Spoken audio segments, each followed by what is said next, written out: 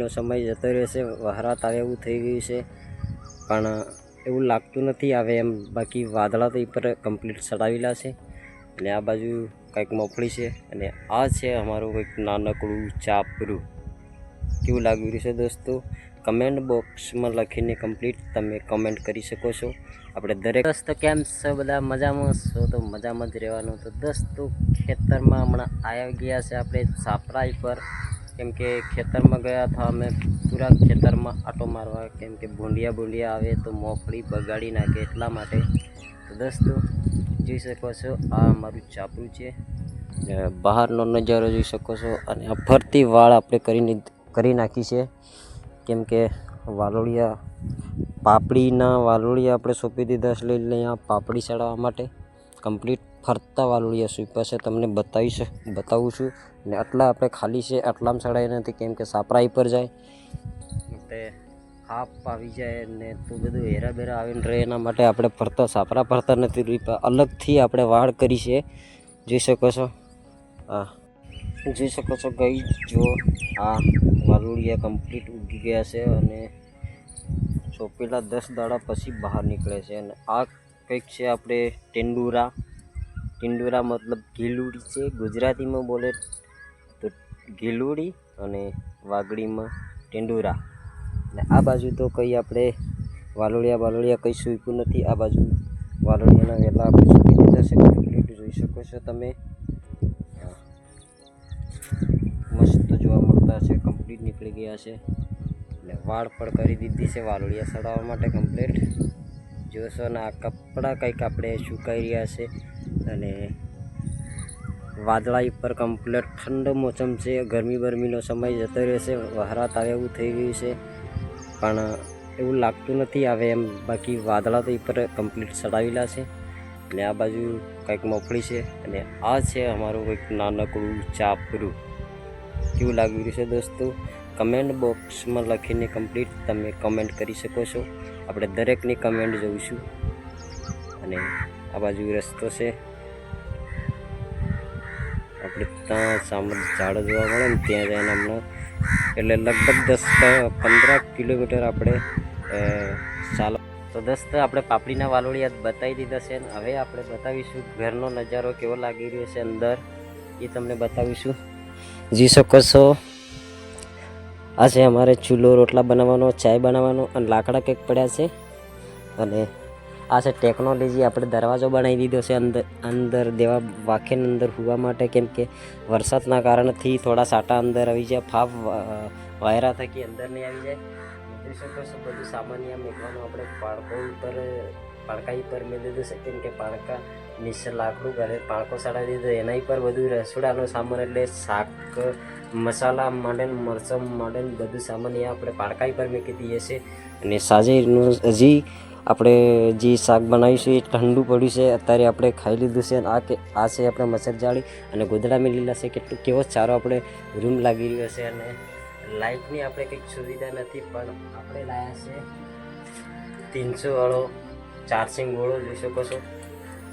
આ ચાર્જિંગ વાળો ગોળો લઈ આવ્યા છે, એટલે આપણે સાંજે બાળવાનો અત્યારે ચાર્જિંગમાં મેળવા જવાનું છે, કેમ કે ગોળો થોડો ડીમ થઈ ગયો છે, એટલા માટે થોડું લાગતું ના હોય તમને ગોળો બળે છે, પણ થોડો ડીમ બળી રહ્યો છે એટલા માટે. તો ચાલો હવે આપણે કંઈક ખાવાની સુવિધા કરીશું, કેમ કે સુરેખા ગઈ યાર મજૂરી માટે, એટલે આપણે રોટલા બનાવવા પડશે. શાકનું કંઈક વ્યવસ્થા કરી દઈએ, મોતીલાલ આવશે એટલે રોટલા બનાવી દેશે, કેમ આપણે તો ફાવતું નથી, એટલા માટે. ચાલો દાળ બનાવીશું, મગની દાળ, જોઈ શકો છો. મગની દાળ આપણે લાવી જશે 250. તો ચાલો અહીં આપણે ચૂલા પર મેળ દઈએ, કેમ કે આવતે બફાઈ જશે. બફાઈ જાય તો વઘારો પણ કરી દઈશું, અને બહારનો નજારો તમને જોવા મળશે હમણાં. ત્યારે ચાલુ રહેજો બ્લોગમાં. દોસ્તો નવા છો તો સપોર્ટ કરજો, અને મારી ચેનલને સબસ્ક્રાઈબર શેર કરીશો દોસ્તો, કેમ કે સપોર્ટ કરજો, મજા આવશે. અને બ્લોગ આજનો જબરજસ્ત બનાવવાનો છે દોસ્તો, મસ્ત મજા આવશે. અને લાકડાની વાત કરીએ તો દોસ્તો લાકડા ઘણા છે આપણી જોડે. આખું ટેટકર અમે ભરી લાવ્યા હતા, કેમ કે ઘટે એમ નથી આપણી જોડે. અને પાણીનું માટલું પણ પડ્યું છે, તૂમડું પડ્યું છે, અને પાણી વળી રહ્યું છે, એટલા માટે આપણે પાણી ભરવા જવું પડશે, કેમ કે પાણી ખતમ થઈ ગયું છે, જોઈ શકો છો. અને આપણે દાળની કંઈક સુવિધા કરી દઈએ. આપણે અહીંયા આગ લગાડીશું. આગ લગાડવાનું યાર કાગળ બાવળ વેપાર કરવાનું હોય ને તો આગ કમ્પ્લીટ લગડી જતી. અને આ ઊંચું જરીક નથી, થોડુંક નવીન રહેવું પડે છે યાર, કેમ કે અડી જશે એ પર આખો એ ભથી ને એટલે અડી જાય છે. તો ચાલો આપણે આગ બાળવાની કંઈક કાગળ બાગળ લાવવું પડશે હળગાવવા માટે. પીટી પણ હળવાઈ ગઈ છે પાણી નાખવાના કારણ થકી. તો ચાલો આપણે કંઈક વેફર જોઈ લઈએ. વેફર કાં હે વેફર નહીં મળે તો કાંઈ નહીં દોસ્તો, આપણે દાળ અહીંયા પાંકાઈ પર મેળવીએ ને આગની શરૂઆત કરીશું. અને આ ઠેલી હળગાવીને અને દાળા મેળવી દીધી. તો દોસ્તો બને રહેજો. આપણે કંઈક શાકની વ્યવસ્થા કરવાની છે અને દાળ મગની બાફવી પડશે. અને કેમ કે ડાયરેક્ટ તે આખી દાળ રંધાતી નહીં, એટલા માટે મતલબ એમ છે એને બાફવી જ પડે. તો કાંઈ નહીં, બને રહું આપણે. ચલો તો ગાઈઝ, આપણે આગ પણ બાળી દીધી છે કમ્પ્લીટ. જો આગ બાળી દીધી છે અને અંદર પાણી પણ ગરમ કરવા મૂકી દીધું છે. ઉકળી જાય એટલે આપણે દાળ નાખવાની છે મગની. અને ચોમાસામાં ખાટું છે યાર આગ બળવાનું. જબર તકલીફ પડે છે યાર, આગ બળતી નહીં. આમ કાગળ જોઈને આગ બાળી છે આપણે. અને કમ્પ્લીટ હળગી પણ ગઈ છે. તે પણ આપણે જે એકાદી પ્લાસ્ટિકની થેલી મળી જાય તો કમ્પ્લીટ આગ બળી જાય. તો જોઈએ આપણે પ્લાસ્ટિકની કંઈક થેલી મળી જાય તો આગ બાળી દઈએ, કમ્પ્લીટ બાફા મેળ દઈએ એટલે બફાઈ જાય. એટલે પછી રોટલાની વ્યવસ્થા આપણે કરીશું. ત્યાં સુધી આપણે વિડીયો. ચલો તો ગાઈઝ, આપણે પાણી ઉકળી ગયું હોય તો દાળ અંદર નાખી દઈએ, કેમ કે હવે ઉકળવામાં તૈયારી જ છે. ચાલો તમને બતાવું.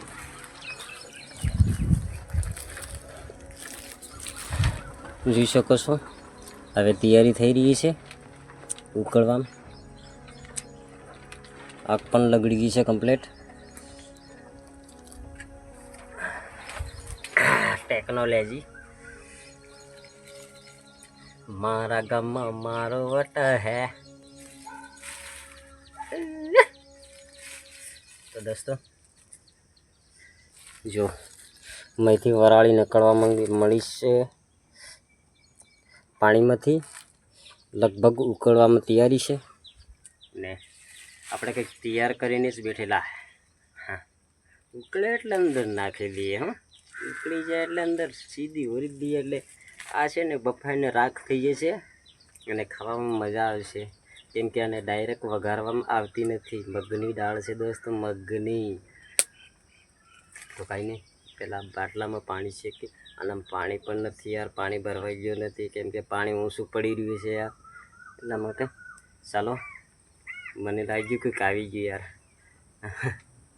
તો ચાલો બાટલામાં જોઈ લઈએ, કદાચ પાણી હોય તો અંદર થોડું નાખી દઈએ તો આટલી દાળ બાફવાની છે એટલે બફાઈ જશે આપણે. આવ્યો બોતલ, અને આ બોતલ ખાલી પડ્યો છે દોસ્તો. કંઈ નહીં, આટલામાં આપણે કામ ચલાવીશું.